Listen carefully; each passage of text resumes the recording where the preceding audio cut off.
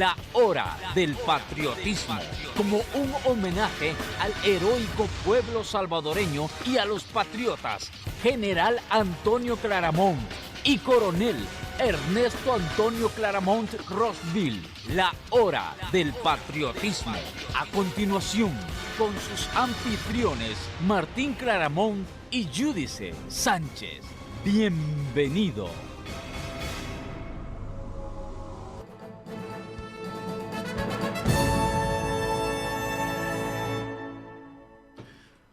Buenas noches, bienvenidos al programa, que Dios nos bendiga esta noche, bienvenidos al programa La Hora del Patriotismo. ¿Qué tal, Yudice? Buenas noches. Muy buenas noches, Martín. Estamos de nuevo iniciando pues un programa más de La Hora del Patriotismo y contentos porque sabemos que la gente está respondiendo a este programa y que se está identificando, que es lo más importante, con los principios y en general con todo lo que quiere dar a conocer pues La Hora del Patriotismo. Y creemos que va a ser de mucha importancia. Esta noche tenemos un invitado especial, un invitado que nos va a dar muchos aportes históricos del país, y tenemos con nosotros pues a Carlos Enrique Consalvi. Santiago, ajá. Bienvenido y buenas noches. Bueno, muchas gracias por la invitación. Muy contento de estar de nuevo en esta radio. Ya estos micrófonos comienzan a hacerme familiares, ya que continuamente estamos compartiendo con una audiencia que me ha sorprendido cada vez que venimos. Las llamadas telefónicas de todo el país y luego en la gente cuando la encontramos en la calle. Es impresionante la sintonía que mi gente está teniendo en todo el territorio nacional.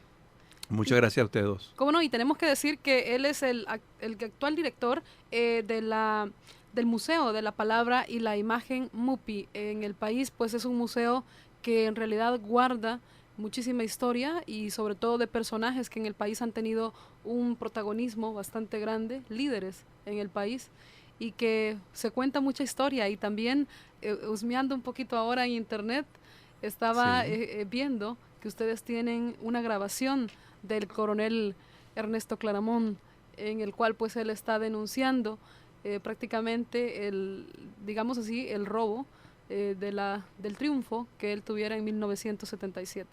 Sí, efectivamente, el Museo de la Palabra y la Imagen, como ustedes saben, es una iniciativa surgida de la sociedad civil, y luego de varios años hemos logrado atesorar una cantidad de películas, de grabaciones que prácticamente cubren toda la historia del país, videos como el que has mencionado. En fin, yo lo llamo el rincón de la memoria, donde los salvadoreños y las salvadoreñas pueden acercarse a conocer sobre cualquier suceso, sobre todo que la historia oficial manipuló o invisibilizó. Cualquier personaje o suceso histórico, poeta, Roque Dalton, tenemos el archivo de Salarruey, que fue rescatado de la ex casa presidencial, abandonado durante muchísimos años, ahora ha sido curado y ha sido colocado al servicio de investigadores o del público en general. Pero me imagino también que este museo, precisamente el hecho de recopilar tanta información no es fácil, es decir, es un museo que quizás, la verdad no sé cuánto tiempo tiene ya el museo de estar en el país, ¿verdad? Sí, mira, la idea del museo nace en medio de la guerra civil en las montañas de Morazán, cuando estábamos al frente de la radio Venceremos, y cuando empezamos a tomar conciencia de que las nuevas generaciones, que el país debería conocer esa historia contemporánea, y así fue que comenzamos a guardar una a una todas las transmisiones de la radio Venceremos, fotografías, empezamos a recibir los primeros videos de los años 70 que muestran esa parte tan importante de nuestra historia, y ha sido una experiencia que se ha nutrido fundamentalmente de la sociedad. Nosotros en el año 96, para contestar tu pregunta, que salimos a la luz pública con la publicación del libro Luciérnaga del Mozote sobre esta masacre que ocurrió en el departamento de Morazán en el año 81, comenzamos una campaña que se llamaba Contra el Caos de la Desmemoria. ¿Y qué era esta campaña? diciéndole al país, bueno, en cada baúl, y yo sé que en los baúles de tu casa, Claramont, tienes muchas de esa historia tan importante. Le decíamos a la gente, en cada casa hay una fotografía, hay un video, hay una grabación que tiene que ver con parte de la historia. Y en un país donde no hay un museo de historia, era importante que la sociedad civil diera un paso y abriera una experiencia como la del Museo de la Palabra y la Imagen. Entonces, cuando fruto de esta campaña empezamos a recibir de la sociedad muestras increíbles, ¿verdad? Piezas precolombinas, una escopeta que se dice se encontró en la cueva donde Anastasio Aquino buscó refugio, fotografías del 32, en fin, materiales muy, muy ricos sobre la historia y la cultura del país. Bueno, mucho gusto, Santiago, de conocerte esta noche. Gracias. Ahí por la intermediación de nuestro amigo Leonel Gómez, ¿verdad? Que tanto está contribuyendo a esta causa, que es uno de los fines, es despertar una verdadera conciencia en el pueblo salvadoreño, independientemente de la ideología de cada quien, independientemente del partidismo político de cada quien. Una conciencia salvadoreña de que los fraudes electorales tienen gravísimas consecuencias, ¿verdad? De que alcanzar el poder por la vía del fraude conlleva a mantener y sostener el poder por la vía violenta, claro, ¿verdad? Represiva. Entonces, ese ha sido, para aclarar la situación, uno de los principios básicos para que se esté con la fundación que lleva el nombre de mi padre y con este programa que sabemos que va a ir recogiendo cada día más audiencia, en el cual yo he comenzado desde un principio con Judice diciéndole aquí, yo hacer señalamientos a partidos políticos no me interesa, ¿verdad? La causa es patriótica. Y patriota, como decía mi padre, patriota tiene que ser desde el soldado hasta el general, desde el mozo hasta el terrateniente, y etcétera, etcétera. O sea, el patriotismo tiene que existir en todos, como existió en 1969 con la guerra con Honduras, que fue un momento coyuntural que desgraciadamente los malos comandantes del ejército de aquella época, comenzando por el presidente, no supieron aprovechar para estrechar unos lazos fraternos con el pueblo salvadoreño, que era un momento que mi padre así lo mencionaba, era un momento muy importante, un momento ideal para haber hecho eso. Pero la hora del patriotismo es para resaltar a las personas y las situaciones que se han dado históricamente en este país. Yo he hecho mención mucho de Enrique Álvarez Córdoba, porque para mí ha sido un hombre que por la posición económica que él tenía, o sea, son de los ejemplos vivos, ¿verdad? En aquellos tiempos hasta le insinuaron a él de que por qué no hacía él su propia reforma agraria, y él así lo hizo. Ahí vemos la cooperativa El Jobo, todavía siguen funcionando.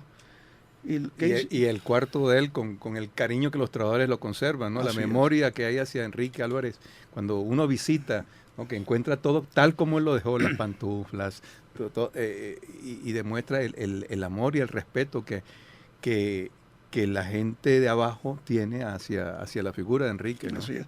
Por eso yo comentaba en el último programa de que una pregunta que me habían hecho a mí fuera de acá del programa.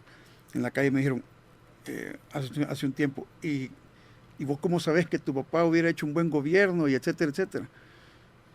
Bueno, porque mi papá tenía a la par de él a hombres como Enrique Álvarez Córdoba, que era el hombre que iba a manejar la agricultura de El Salvador, ¿verdad?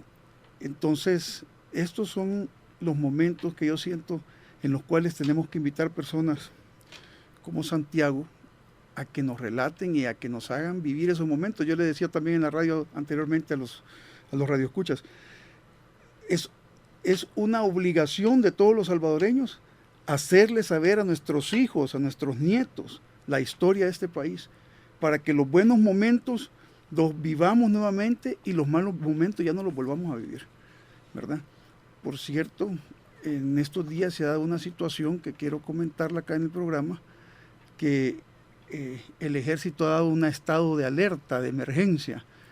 Cuando yo pues frecuento mucho Guatemala y otros países de Centroamérica, y en ningún país de estos yo he visto que para las elecciones pongan de emergencia al ejército. Es más, yo hice una llamada hoy al canal 21, ¿verdad? Y hice el comentario, pero como que no lo entendió bien Ernesto López, y dijo que no, que estaba bien que el ejército anduviera en las calles, etcétera, etcétera, por la delincuencia. No estamos hablando de delincuencia, estamos hablando de época electoral, ¿verdad? En estos momentos yo quiero pedirle y exigirle, más que pedirle, al comandante de la Fuerza Armada y al alto mando de la Fuerza Armada que no vayan a involucrar a la institución armada, como hicieron, ya va a ser hace 32 años. Por cierto, el actual ministro de Defensa es hijo de Arturo Armando Molina, el que era presidente de 1977 y el cual no puede haber pecado de omisión en las órdenes que se dieron de aquella masacre en la Plaza Libertad, ¿verdad? Entonces, mi padre siempre dijo, no confundamos la institución con sus malos miembros, ni en la Fuerza Armada ni en los partidos políticos, ¿verdad? Así es que hacer un llamado al alto mando de la Fuerza Armada a que creo que tienen que desistir de esta situación. Está bien que estén en alerta por la delincuencia, etcétera, etcétera, ¿verdad? Entonces, pues nuevamente contigo, Santiago, para ver qué más nos puedes comentar acerca de otros patriotas. No podemos omitir el patriotismo de nuestros conciudadanos salvadoreños que viven en el exterior y que mantienen este país a flote con sus remesas, pues son patriotas, ¿verdad? Ellos están haciendo un verdadero patriotismo. Envían, se recuerdan de su tierra, se recuerdan de su familia.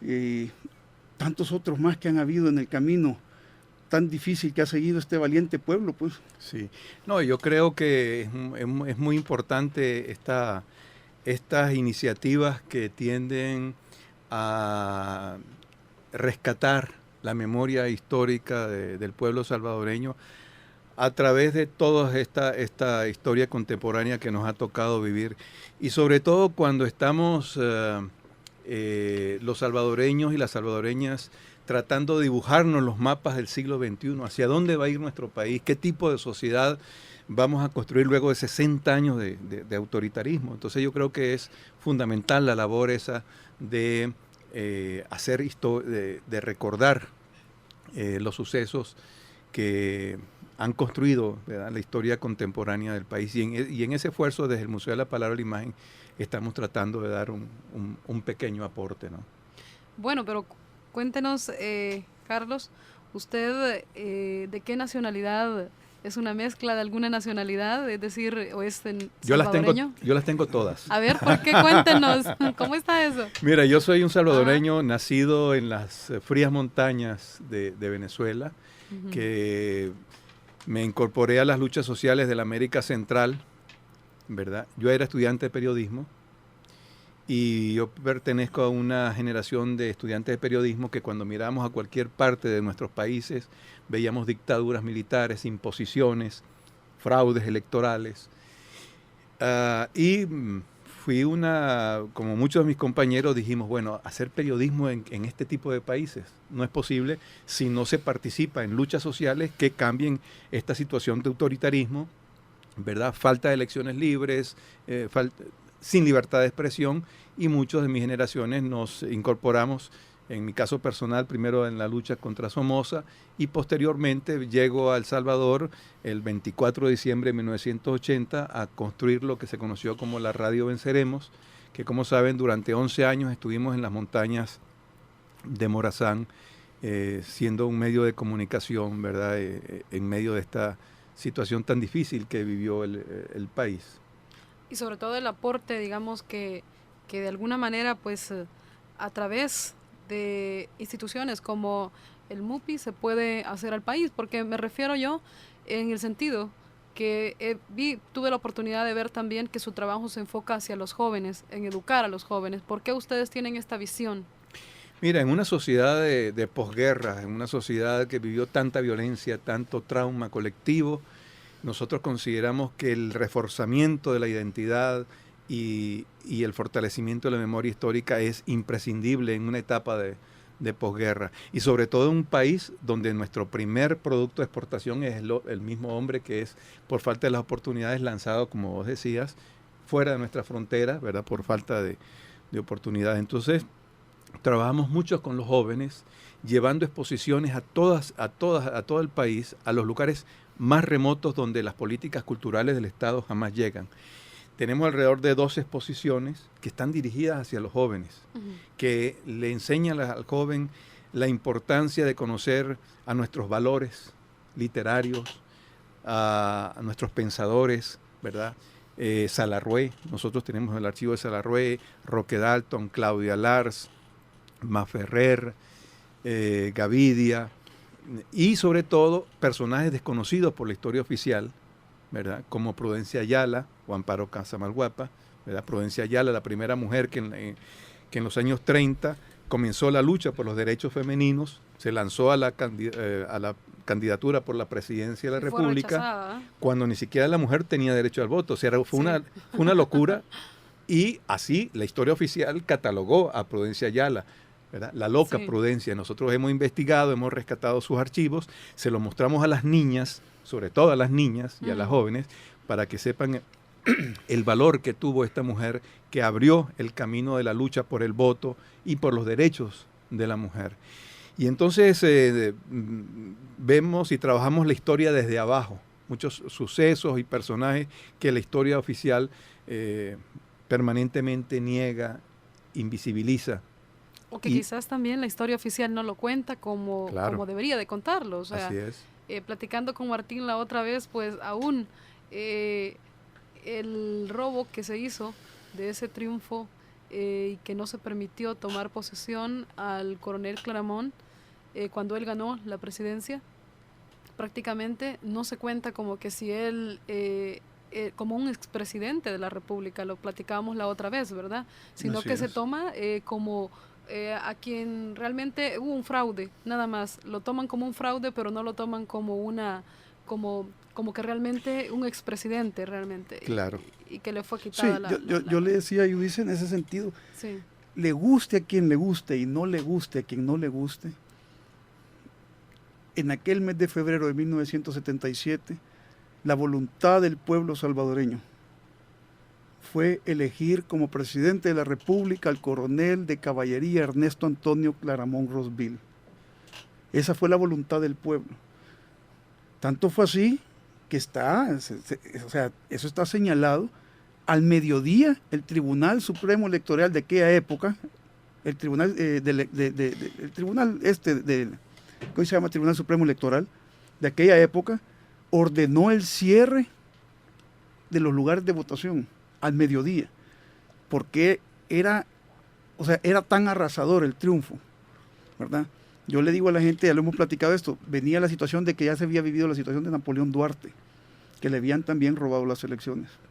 Y además de eso, mi padre, durante la guerra con Honduras, se volvió un ícono dentro del ejército por sus actos. Mi padre fue de los poquísimos, por no decir que casi el único, de los poquísimos jefes que combatió y que estuvo en el frente en la guerra con Honduras. Entonces, en aquellos tiempos que, como yo decía al principio, se volcó aquel patriotismo dentro del pueblo salvadoreño, toda la gente, si no toda, pero mucha gente se dio cuenta de eso. Entonces miraron a aquel hombre que había arriesgado su vida en la guerra con Honduras, hoy lo veían arriesgar la vida, porque él, no omitamos, Carlos, la verdad que en esos momentos no escatimaban para mandar a traer a alguien, pegarle una buena torturada, aún enfrente de la familia, ¿verdad? O llevarse a la familia o masacrarlo, etcétera, etcétera. Entonces mi padre sacrificó todo eso, ¿verdad? Yo platicaba con alguien ayer, hay dos personalidades, pero tan importantes y tan olvidadas por el pueblo salvadoreño, que son Víctor Manuel Marín y Alfonso Marín, que fueron fusilados por Maximiliano Hernández Martínez. Tanto así que a Víctor Manuel Marín, después de que la guardia lo torturó, le arrancó las uñas de las manos, las uñas de los pies, le trituraron sus testículos y de un garrotazo que le pegaron le sacaron un ojo. Cuando lo llevaron al fusilamiento le habían quebrado las piernas, no podía estar parado, así es que hicieron un potro de madera y ahí lo pusieron parado para fusilarlo. Y el hombre temblaba y se acercó un sacerdote, no recuerdo el nombre de él, y le dijo: Víctor Manuel, cálmate, estás temblando mucho, pero ya este dolor va a pasar. Y Víctor Manuel Marín le expresó: es mi cuerpo torturado el que tiembla, mi espíritu está más fuerte que nunca. De igual manera, el teniente Marín, Alfonso Marín, el hermano, lo fusilaron días después. Cuando se le preguntó, mi padre era cadete de 5º año, en ese entonces estaba acá, ya estudiando en la escuela militar, capitán general Gerardo Barrios, mi general Omar Torrijos. Cuando estaba mi padre en 5º año y lo fusilaron, él dijo: ¿cuál es su último deseo? Mi deseo es que El Salvador sea libre, no quiero que me venden para mi fusilamiento, y lo último, quiero dirigir el fusilamiento.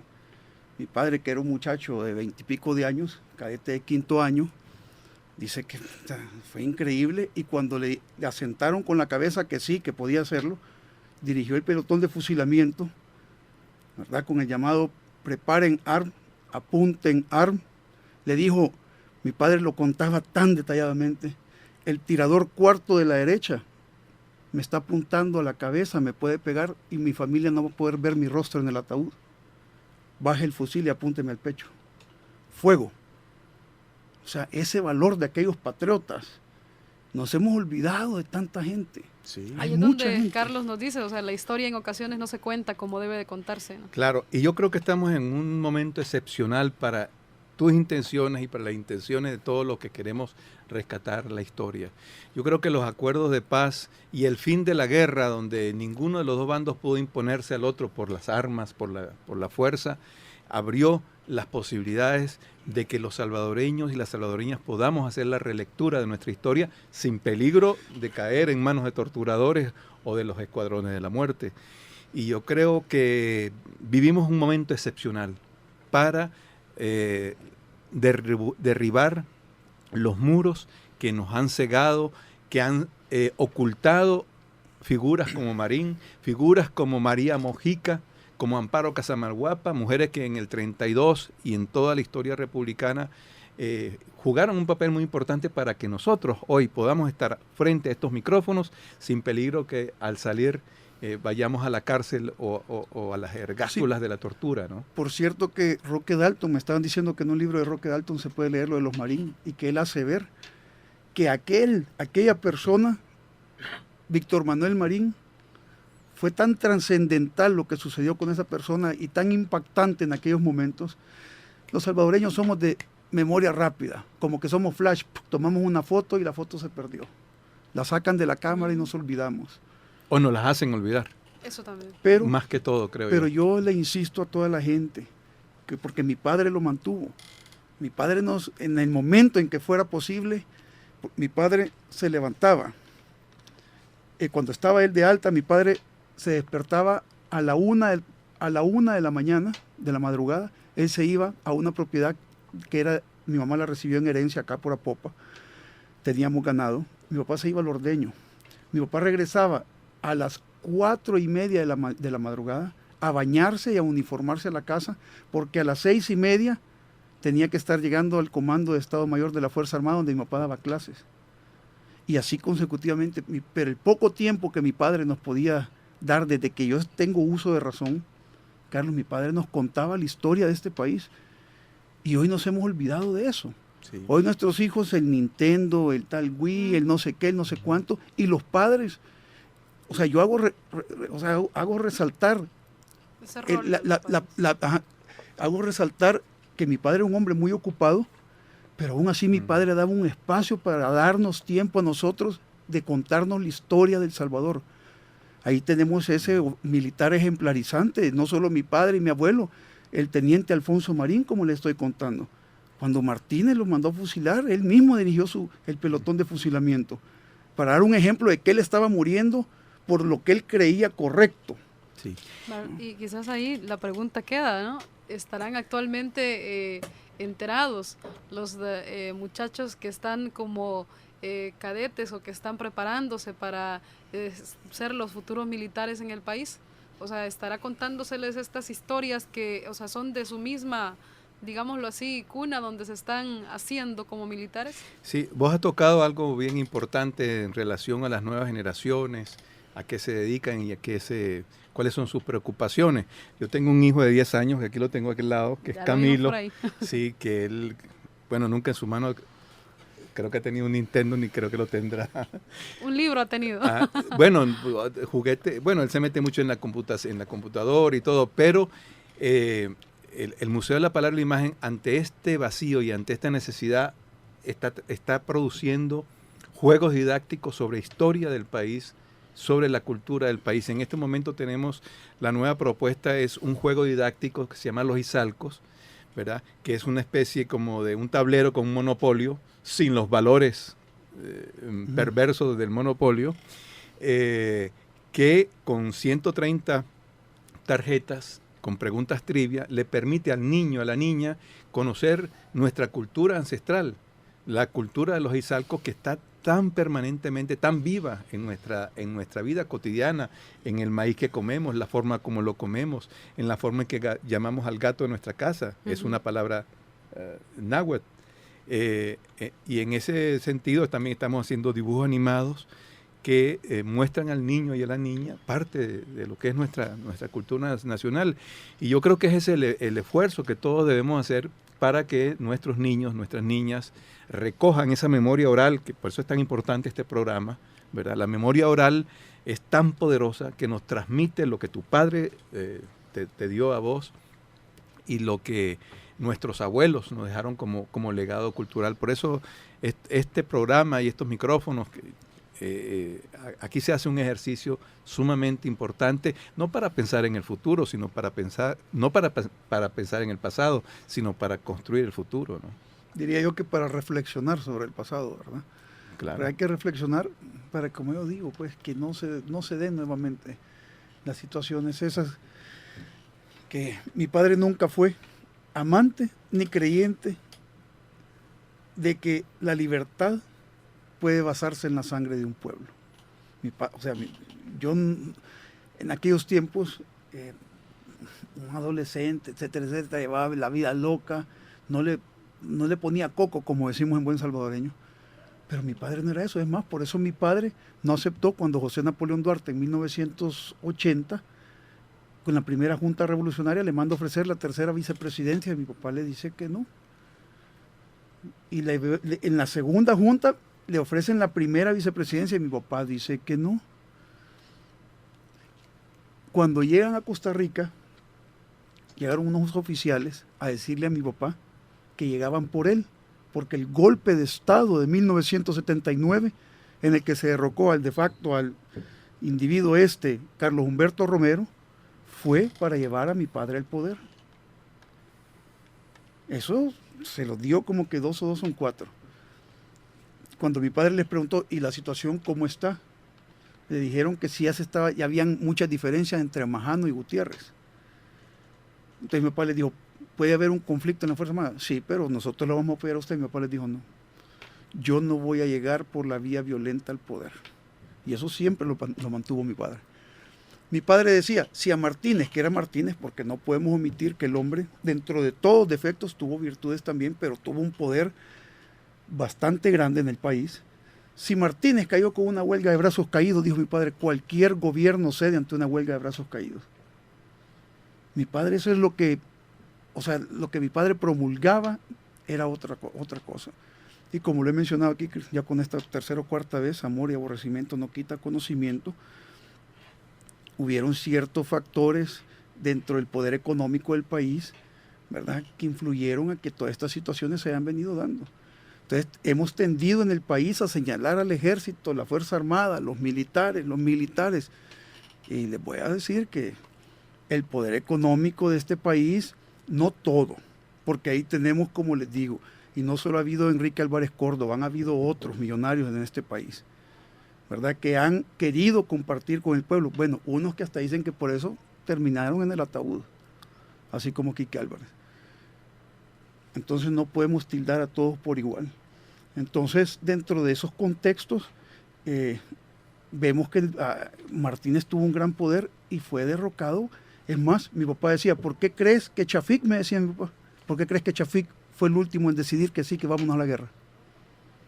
En los 70. Ni sabía yo eso, Carlos. Y mi padre me dijo, ¿cómo no?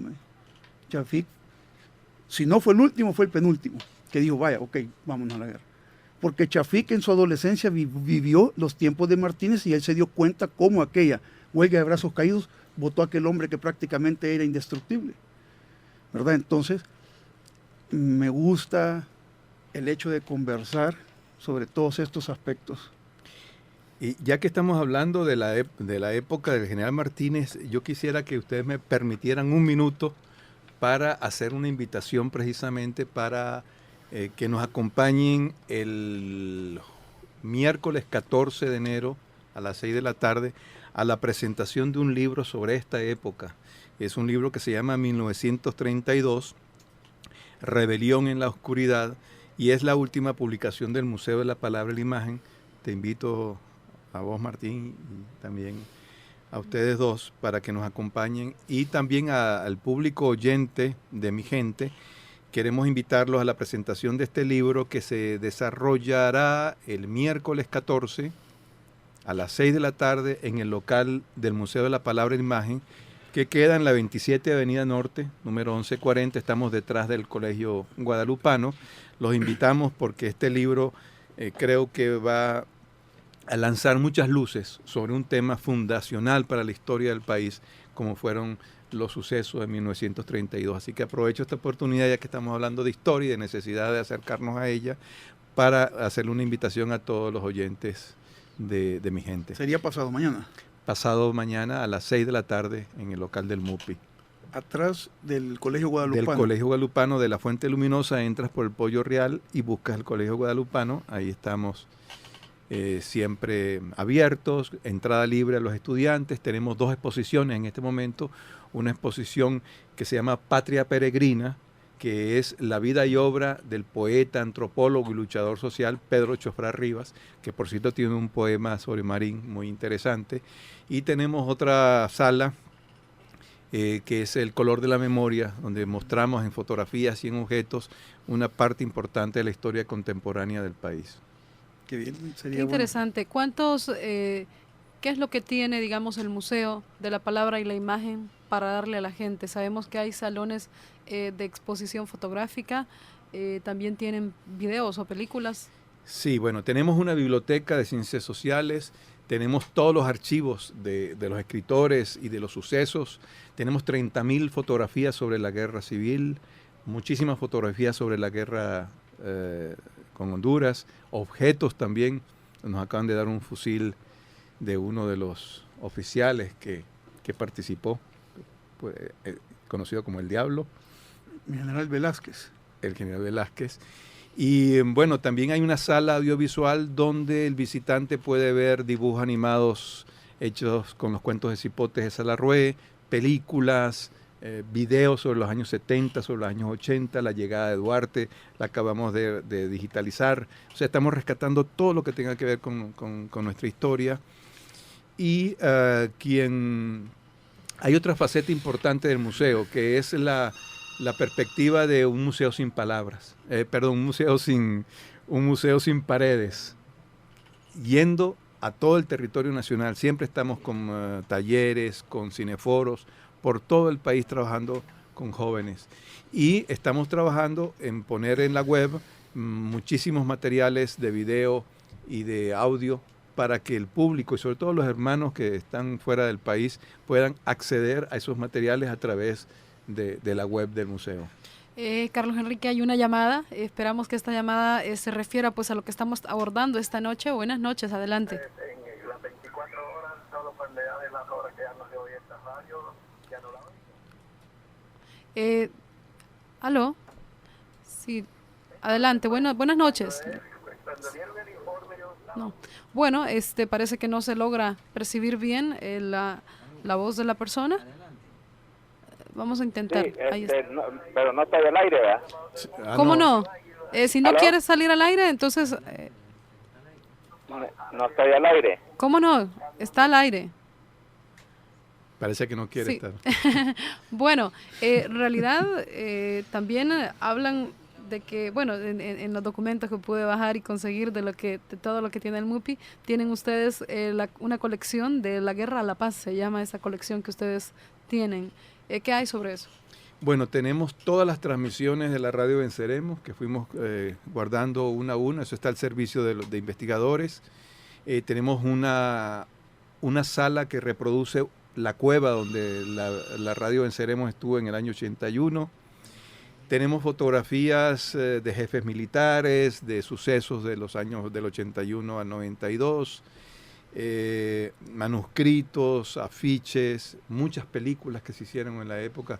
Es decir, quien quiera investigar sobre esa época, en el museo puede encontrar estos materiales. Muy bien, vamos a pasar a esta llamada. Buenas noches, adelante. Buenas noches.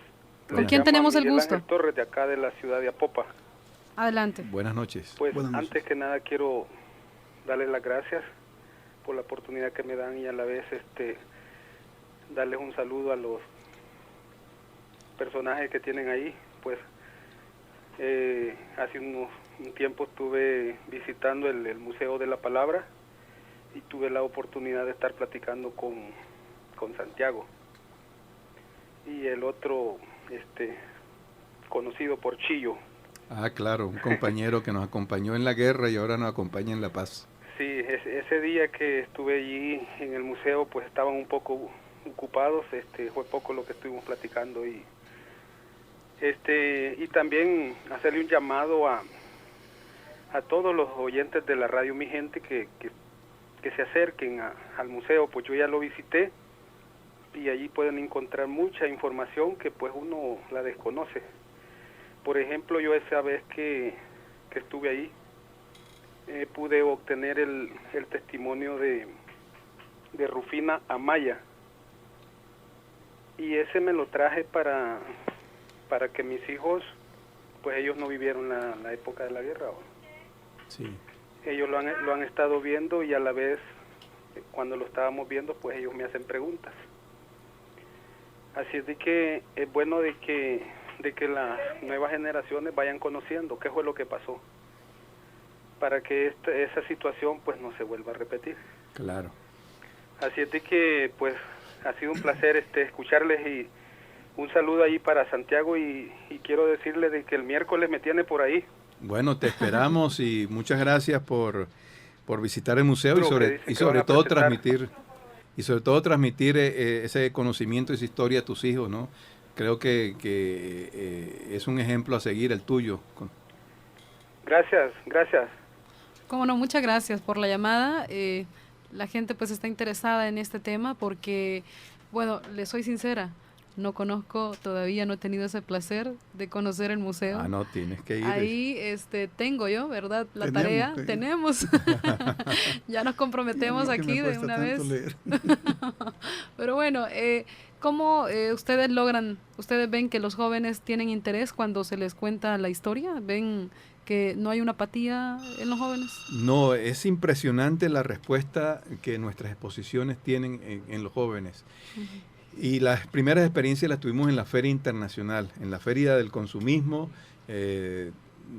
donde pocas veces habían cosas culturales. Hace varios años presentamos una gran exposición que se llamaba La Huella, la Memoria, y era impresionante la cantidad de miles y miles de jóvenes que asistieron y asisten, ¿verdad?, a cualquier actividad del museo. Creemos que los jóvenes, sobre todo de bachillerato, están haciéndose muchísimas preguntas. ¿Qué pasó? ¿Por qué la guerra? ¿Por qué esto? ¿Quién fue Salarrué? ¿Quién fue Roque Dalton? ¿Qué es nuestro país? ¿Y por qué tenemos que estar orgullosos de ser salvadoreños o salvadoreñas? Así es. Bueno, otra llamada. Buenas noches. Buenas noches. Díganos. Primeramente pues felicitarles por los programas que ustedes transmiten, a todos los que están ahí presentes ahorita. Aunque yo he estado un poco ocupado haciendo unas cosas, no escuché todo el programa, además ya viene un poco cuando ya habían comenzado, pero lo que he alcanzado a escuchar pues muy agradable. Debo felicitar a ese muchacho o hombre, no sé qué edad tiene, el hijo del coronel Claramón, ¿verdad? Claro que sí, Martín Claramón. Muchacho, Oh, ya- Martín Ya me realizó la noche, amigo. Muchas gracias. Gracias.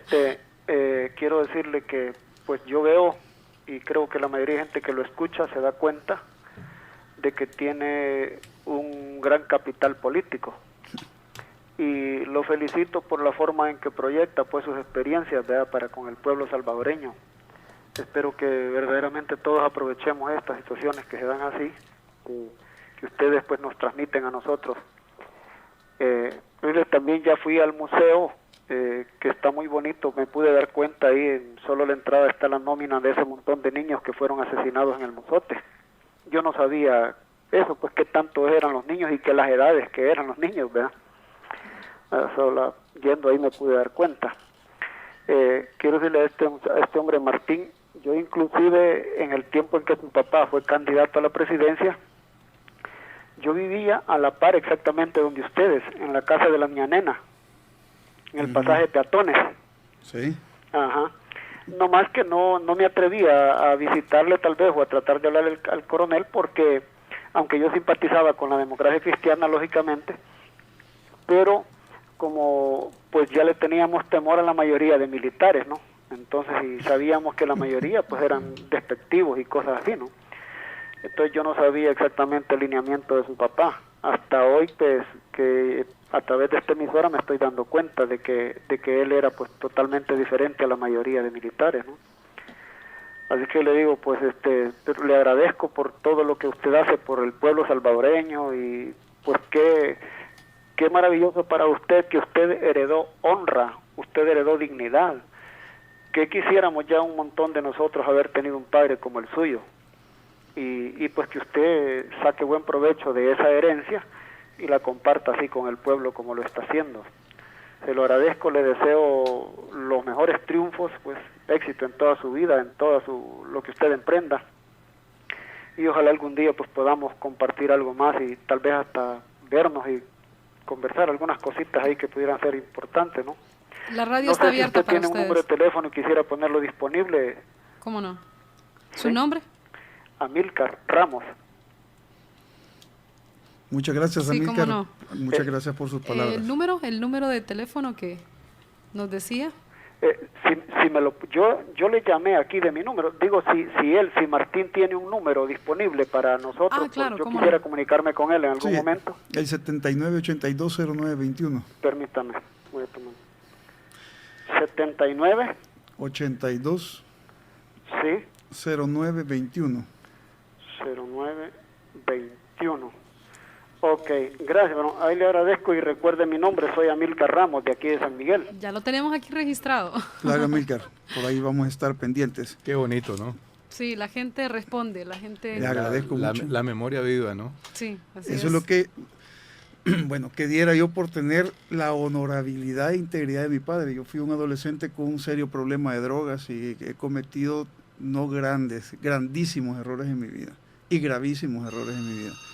Pero esto no me exenta de poder enfrentar un nuevo mañana con una nueva visión, ya que desgraciadamente fue la muerte de mi padre la que a mí me dio una bofetada, por así decirlo, y decir, ¿qué he hecho yo de mi vida? O sea, tenía este tesoro histórico de este país. Acá mi padre, mi padre, te quiero hacer saber, Carlos, mi padre murió con una pensión de $193, 190, sí, más o menos. El último puesto que mi padre tuvo estando de alta fue jefe de la Seguridad Nacional de este país y el comandante de la unidad militar más grande de aquel entonces, el Regimiento de Caballería. Pero como él decía en su campaña, ni un 5 se le pegó nunca en sus manos y bueno, él no murió en la escasez económica propia de él porque haya botado o derrochado lo que se robó, ¿verdad? Sino que murió así por mantener su integridad, ¿verdad? Gracias a Dios a mí me ha ido bien en la vida y pues yo tuve la oportunidad de tenerlo viviendo conmigo los últimos años de vida de él. Y mi empeño es en eso, pues, en recordarme en aquellas, no fecha exacta, pero en aquel año 1976, cuando nosotros éramos una familia no millonaria, no rica, pero éramos una familia muy acomodada, que nos íbamos al mar, a la hacienda, a montar a caballo, etcétera, etcétera. Y aquel hombre decidió de tajo ponerle un alto a eso sacrificar todos esos bienes materiales por enfrentar una verdad que estaba viviendo este país y tratar de lograr conquistar los ideales del pueblo, no sus ideales. Tenemos otra llamada. Buenas Tenemos noches. una llamada, adelante. Buenas noches. Buenas noches. ¿Con quién tenemos el gusto?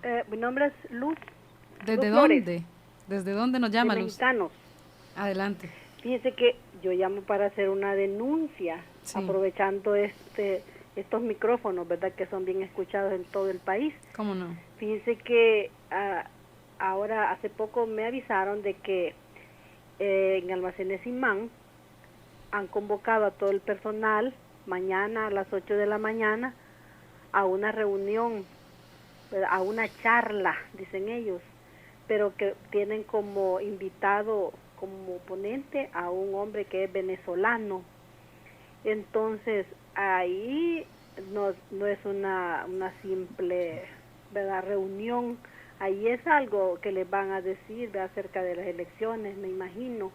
Entonces, yo por eso estoy llamando, porque no es simplemente, ¿verdad?, una reunión así con una persona de Venezuela, porque siempre están trayendo gente de otros países, ¿verdad?, que vengan a meterse acá en las elecciones, en la campaña electoral. Así que no sé si la radio pues puede estar pendiente de esto, porque es en Almacenes Imán Galería, nada más. ¿Cómo ¿verdad? no? Muchas Bueno, vamos gracias. a ver en el transcurso, ¿verdad? De mañana, posiblemente, tal vez tenga alguna persona que trabaja ahí y que ha recibido esta invitación, Vamos a pueda, infiltrar un par de espías por ahí. pueda llamar, ¿verdad? Y hacer del conocimiento de las personas. Así que muchas gracias por su llamada. Referente a todo esto, mi padre siempre hacía énfasis en las palabras de mi capitán general Gerardo Barrios, antes de que lo fusilaran, cuando dijo: ustedes ahora me fusilan en el silencio de la madrugada, mientras el pueblo duerme. Cuando el pueblo despierte, no se vayan a arrepentir de esto que están haciendo. Y contaba mi padre que, según la historia, pues en aquellos días amaneció, en aquellos tiempos, ¿verdad?, los elementos del Estado de aquellos días, esperando el levantamiento del pueblo. Pero decía mi padre, Gerardo Barrios no se refería al amanecer de ese día. Gerardo Barrios era un visionario que se refería a muchas décadas después. Bueno, ya pasó más de un siglo. A estos momentos se refería Gerardo Barrios. Estos momentos que no son hace 32 años, que a oscuras no se puede actuar. Estos momentos donde tenemos internet, tenemos tantas cosas, tantos adelantos de la ciencia, etcétera, etcétera, la tecnología, que no se pueden esconder muchas cosas, pero que también, si el pueblo, como dicen, no está avispa, le pueden hacer la Camarón jugada. que se duerme. Buenas noches, adelante. Sí, buenas noches. ¿Cómo no? Bueno, un saludo a Santiago. Buenas noches, ¿qué tal? ¿Cómo estás? Sí, te saluda Manuel Martínez Santiago, y un saludo pues a Martín. Sí, nosotros no es que no tengamos memoria, no, lo que pasa es que cada quien cuenta la historia según la memoria. Eso es lo que sucede, ¿verdad? Porque a veces unos cuentan unas aventuras, unas cuestiones que no nos acordamos o no las vivimos, pero sí, ya empezamos a tener memoria. Sí, yo quiero contarles, comentarles que yo fui vigilante, ¿verdad?, en las elecciones del 77. Yo viví en Santa Tecla, ¿verdad? Entonces a mí me tocó vigilar una urna aquí en la cancha Adolfo Pineda.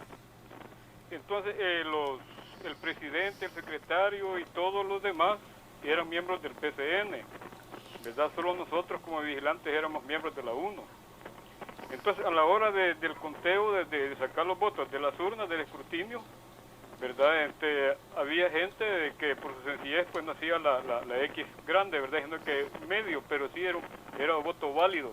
Ellos utilizaron todas las argucias para quererlo anular. Pues yo me discutí, ¿verdad? Casi todo el día comencé discutiendo con esa gente hasta paraba la elección, pues, ¿verdad? Yo me atribuí, el derecho de tener la elección. Fui amenazado con captura y toda la cuestión. Y la sorpresa mía fue, esa urna la ganamos, ¿verdad? Y mi sorpresa fue que mi urna fue a parar a la Guardia Nacional. Entonces nosotros no pudimos darle seguimiento porque hubiéramos sido capturados. Otras urnas de otros compañeros fueron a parar a la comandancia, ¿verdad? Otros al local del PCN. Entonces, a través de esa frustración verdad que nosotros como pueblo pues estábamos enfrascados en llegar al poder a través de la vía electoral. Bueno, entonces tomamos otras vías, pues, ¿verdad? Y tomamos la determinación, muchos jóvenes, de incorporarnos, pues, ¿verdad?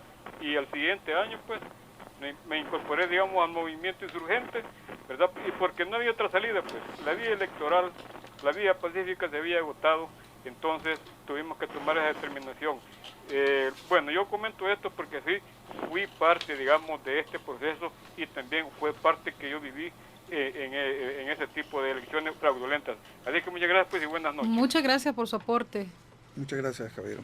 En realidad, pues, el tiempo se va volando, ¿verdad? Como quisiéramos detenerlo, pero qué interesante la opinión de la gente y también lo que mencionaba anteriormente, pues, la señora, ¿verdad? Hay momentos históricos que en ocasiones se transforman, aunque su trasfondo precisamente sea el mismo, ¿no? El de reprimir, pero de una manera distinta, ¿no? Ya usted lo mencionaba, Carlos, en el libro de 1932, que fue una represión bastante grande hacia la gente indígena y que pues ahora la represión cambia de, como así la tecnología avanza, digamos, hay diferentes maneras, ¿no? De hacer y luego de tantos años de silencio, ¿verdad? De terror, ahora estamos viviendo lo que se llama una catarsis en términos psicológicos. Estamos escuchando a todas las personas que llaman por teléfono queriendo compartir su memoria, queriendo compartir su verdad. Y eso realmente es un momento excepcional para el país. Sí, porque dentro de todo la persona que habló, para mí, una persona que actuó con patriotismo. Es que de aquellos momentos, yo me recuerdo, usted te recordar mejor, yo tenía 11 años, si yo me recuerdo, o sea, las fotos no en los periódicos. Cuando nosotros llegamos a Costa Rica, porque yo fui el primero en irme a vivir con mi padre al exilio, en las fotos que pasaban ahí en Costa Rica, entonces era algo realmente desastroso. Si aquí no omitamos la verdad. Las fotos del entierro de Monseñor Romero, me imagino. Aquí hubo una guerra, porque realmente habían motivos. Aquí no fue que una turba de insolentes no, señores, no. Hasta la misma historia oficial lo narra, y precisamente ahora que mencionamos eso, me gustaría traer a la memoria uno de los párrafos del libro de Historia del Salvador, tomo 2, en el cual precisamente empieza a narrar acerca de digamos, el triunfo que fue robado al coronel Claramón, y precisamente narra de la siguiente manera: la UNO organizó una protesta pacífica en el centro de la capital que duró hasta el 27 de febrero, cuando los cuerpos de seguridad iniciaron una sangrienta represión. Un historiador militar salvadoreño ha dicho que aquí nació la guerrilla, queriendo indicar que esta nueva decepción hizo que más personas se desengañaran de la política electoral y buscaran la lucha armada como alternativa. La observación es acertada, eso ya es parte de la verdad, del análisis que se hace en la misma historia. La observación es acertada, aunque, como se verá en otra sección, la insurgencia ya llevaba bastante tiempo operando. Es lo que tú decías, Martín. Ahí, así es. Creo que hay otra llamada, ¿no? Tenemos una llamada más. Adelante, buenas noches. Hola, buenas noches. ¿Cómo no? Adelante, caballero. Yo quisiera pues darle primeramente una felicitación a cada uno de ustedes por el bonito programa, porque nos ayuda pues a confiar en nuestro pueblo que la victoria pues va a estar segura este 18, y cuando también para nuestro presidente que es futuro, que va a ser nuestro Mauricio Funes. Sí, yo quería dar Qué lástima, ¿no? Qué lástima. Se le cortó ahí la llamada, pero bueno, intentemos ahí que estamos pues dispuestos también a seguir escuchando. Vamos a oír esta llamada. Adelante. Buenas noches. Buenas noches, adelante. ¿Aló? Hola, sí, le estamos escuchando. Quería hacer una pregunta al comandante, al señor Claramón, a él. ¿Cómo no? Ya le dieron el título de comandante, pero bueno, Martín. Si nosotros como pueblo nos roban el gane en estas próximas elecciones, puede el pueblo organizado llegar a las Fuerzas Armadas y exigirles, y si quieren ellos, nosotros los acompañamos en las luchas para recuperar ese poder o solo tenemos que estar, o solo a ustedes les toca estar viendo los acontecimientos como las masacres que hubieron en la antigüedad en el Rosario y en Catedral, y la Fuerza Armada no se vio, ¿va? Solo estaba la Guardia Nacional, la PH, que cuidaba la hacienda de los terratenientes. ¿Tenemos el derecho de pedir ayuda de las Fuerzas Armadas? Esa es la pregunta. Bueno, el concepto de mi padre es que sí, ¿verdad? El concepto de mi padre es que la institución armada está para defender los derechos del pueblo salvadoreño, ¿verdad? No para contrarrestarlos. Hoy vivimos en otra situación también. Ya no están la PH, la Policía de Hacienda, o sea, la Policía Nacional Civil con todo y todo lo que tenga de señalamiento, etcétera, etcétera, pero es un nuevo ente que creemos, pues, y esperamos, yo personalmente, no va a ser una entidad que se va a someter a intereses, pues, fraudulentos, ¿verdad? Primero que nada, a quienes me escuchan, y créanme lo que se los digo por convicción propia, no por dogmatismo, no porque me lo hayan inculcado desde la infancia, encomendémonos a Dios. Eso es lo primordial, lo principal.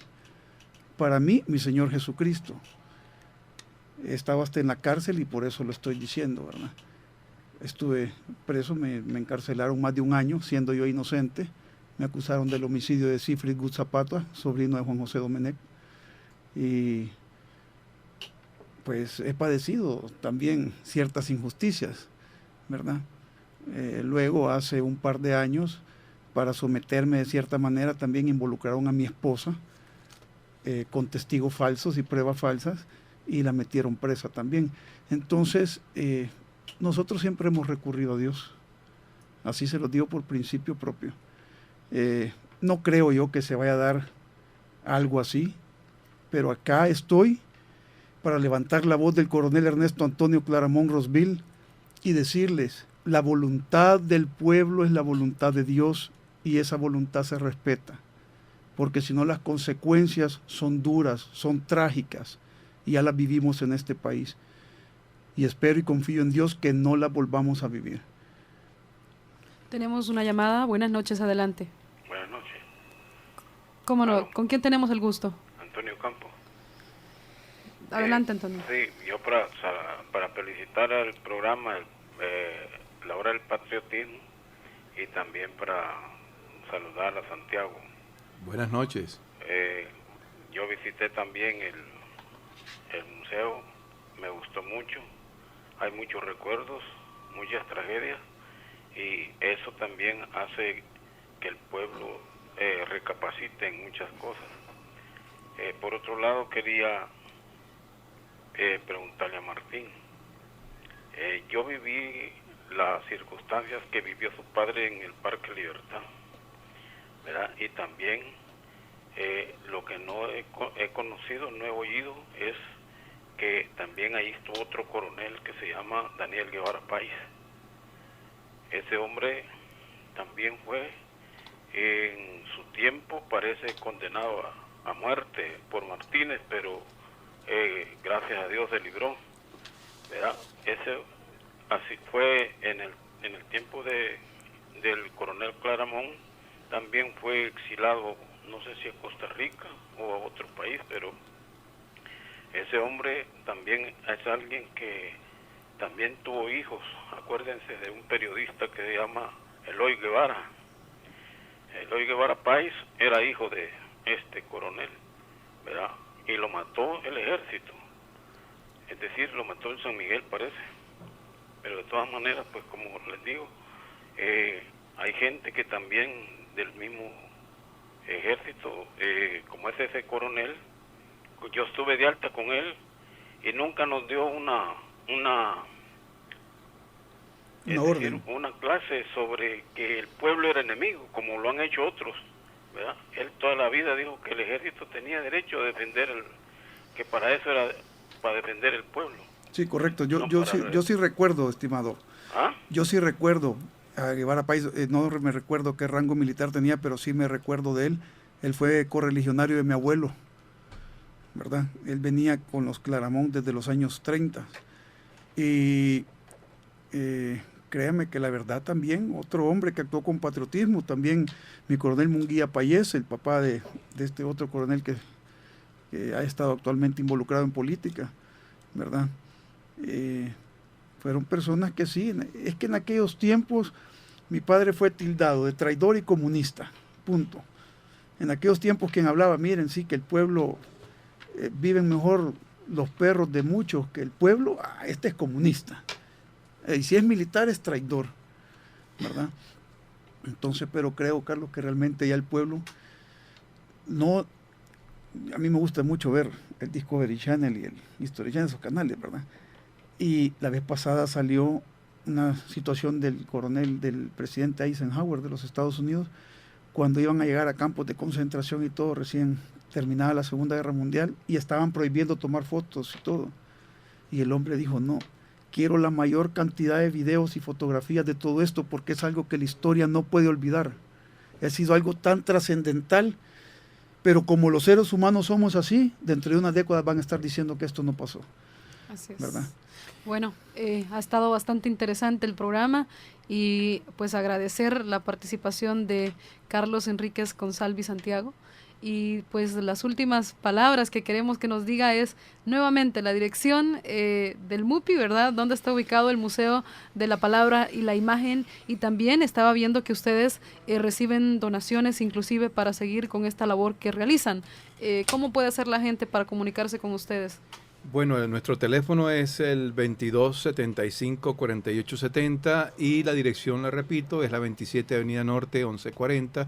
Paralela a la 25, estamos muy cerca del Colegio Guadalupano. Y 20 segundos para una reflexión final. ¿Cómo no?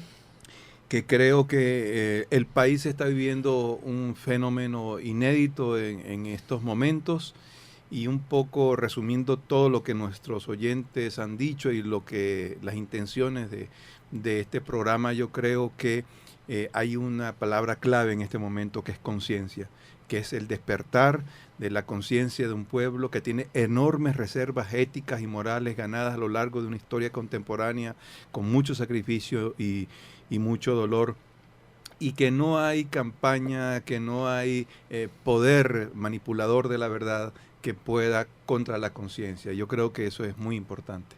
Y hay un dicho muy popular que dice que la verdad siempre sale a luz. Así es. Muchas gracias por los amigos que han llamado y que han visitado el museo. Ustedes también están invitados. Muchas gracias. Y muchas gracias por abrirnos de nuevo estos micrófonos. Ok, Carlos, muchísimas gracias. Buenas noches, pueblo salvadoreño, nuevamente. La hora del patriotismo. De mi abuelo y mi padre, el general de caballería Antonio Claramón Lucero, y mi padre, el coronel de caballería Ernesto Antonio Claramón Rosville. Ellos sí predicaron no solo con palabras, sino que con el ejemplo. Primero El Salvador, segundo El Salvador y tercero El Salvador. Madre Santa, que Dios la bendiga, la amo muchísimo. Usted ha sido, es y seguirá siendo hasta que cierre sus ojos la primera dama de la República de El Salvador. Gloria Villafañe, viuda de Claramón. Buenas noches. Buenas noches. Estás con AM700.